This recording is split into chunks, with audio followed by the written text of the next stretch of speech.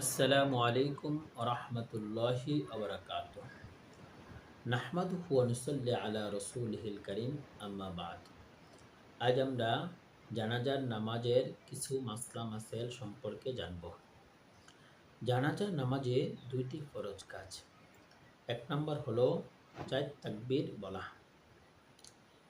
চারটি তাকবীর ইমাম, মুসল্লি সকলের উপরই ফরজ।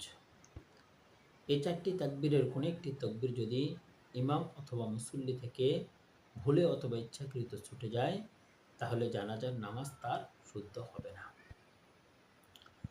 এখন আসুন, কোনো ব্যক্তি যদি জানাজার নামাজে এমন সময় শরিক হয় যে একটি অথবা দুইটি তাকবীর তার ছুটে গেছে, তাহলে সেগুলো সে কিভাবে আদায় করবে?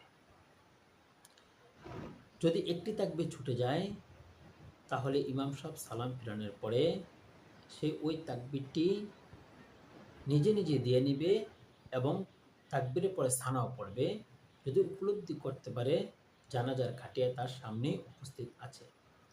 আর যদি উপলব্ধি করতে পারে জানাজার খাটিয়া নিয়ে সরে যাচ্ছে, তাহলে সে শুধু তাকবীর দিয়ে সালাম ফিরে ফেলবে। এরকমভাবে তাকবীর যদি দুটি ছুটে যায়, তাহলে দ্বিতীয় তাকবীরের পরে সে দুরূদ শরীফ পড়ে সালাম ফিরাবে।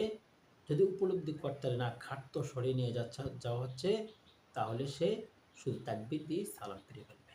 অর্থাৎ যে তকবীরগুলো ছুটবে, তকবীরগুলোর পরে যে দোয়া বা দুরূদ সানা আছে, ওগুলো সে পরেই সালাম ফিরাবে। তবে উপলব্ধি যদি করতে পারে খাট সরিয়ে নেওয়া হচ্ছে, তাহলে শুধু তাকবীর দিয়ে সালাম ফিরে নেবে। জানাজার নামাজে দ্বিতীয় ফরজ কাজ হলো জানাজার নামাজটি দাঁড়িয়ে আদায় করা।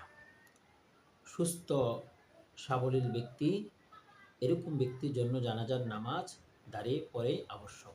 ওজর থাকলে সেটা ভিন্ন কথা। জানাজার নামাজে তিনটি সুন্নত কাজ। এক নম্বর হলো প্রথম তাকবীরের পরে সানা পড়া। দুই নম্বর হলো দ্বিতীয় তাকবীরের পরে দুরূদ শরীফ পাঠ করা। তিন নম্বর হলো তৃতীয় তাকবীরের পর মাইয়িতের জন্য দোয়া করা। জানাজার নামাজে মুস্তাহাব আমল হলো জানাজার নামাজের কাতার ৩ কাতার হওয়া মুস্তাহাব, ভালো।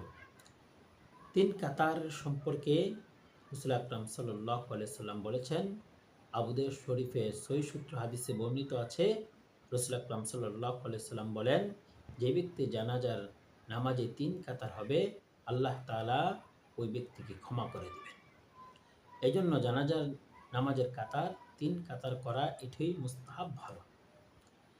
এরকমভাবে জানাজার নামাজে আমরা কতটুকু পরিমাণ ফাঁকা হয়ে দাঁড়াবো, সামনের কাতার থেকে পিছের কাতার কতটুকু ফাঁকা থাকবে? আমাদের সমাজে একটি ভুল প্রচলন আছে, আমরা বলি যে সেজদা করা যায় এতটুকু জায়গা ফাঁকা রাখতে হয়। জানাজার নামাজে যেহেতু রুকু সেজদা নাই, এই কারণে বলা হয়েছে যে জানাজার নামাজের ক্ষেত্রে শুধুমাত্র একটি মানুষ স্বাভাবিকভাবে দাঁড়াইতে পারে, এতটুকু পরিমাণ ফাঁকা থাকলে যথেষ্ট। সেজদা করার মতন জায়গা থাকার কোনো প্রয়োজন নেই। আল্লাহ তাআলা আমাকে আপনাকে সকলকে কথাগুলো বুঝবার এবং আমল করার তৌফিক দান করুন। ওয়া আখির দাওয়ানা আনিল হামদুলিল্লাহি রাব্বিল আলামিন।